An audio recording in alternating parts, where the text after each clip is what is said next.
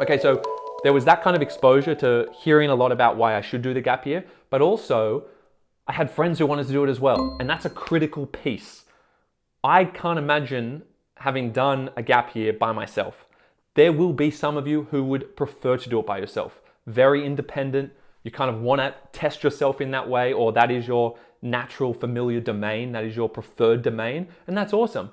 But if you go overseas by yourself and you do a gap year, meaning you work part of the year and you go overseas and you do that by yourself, it doesn't mean you do the year by yourself. You don't just like isolate like a hermit. What's the point of doing that? You're going out there to immerse yourself in these worlds and you need to meet people. But if you're someone who likes doing that independently, that's awesome. But it doesn't mean you should go overseas and just not talk to people and just reflect and be in your head the whole time. I don't think that's going to lend itself to an immense amount of growth either. Something that was very important to me was to go with friends, to do it with people. I am naturally quite extroverted. I like being in the company of others. And my general philosophy in life, especially now that I'm a bit older, is that life is just better when you share it with others. Just generally, any experience. You want to be able to look back at things and reminisce with people.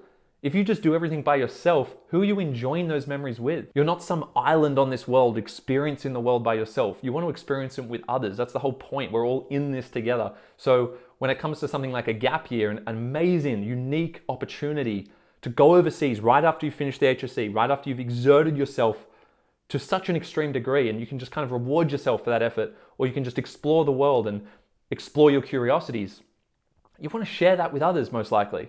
So for me, that was important, and I had a couple of my closest mates who also wanted to do it. And it was actually my friend Rob who came to me, I think it was around year 11, and he said, hey, my brother went to South America for his gap year, and his brother was a few years older. And this is the influence that all the siblings have and parents as well. And a lot of people won't do gap years because their parents say, oh, no one in our family has done a gap year. You don't need to do a gap year.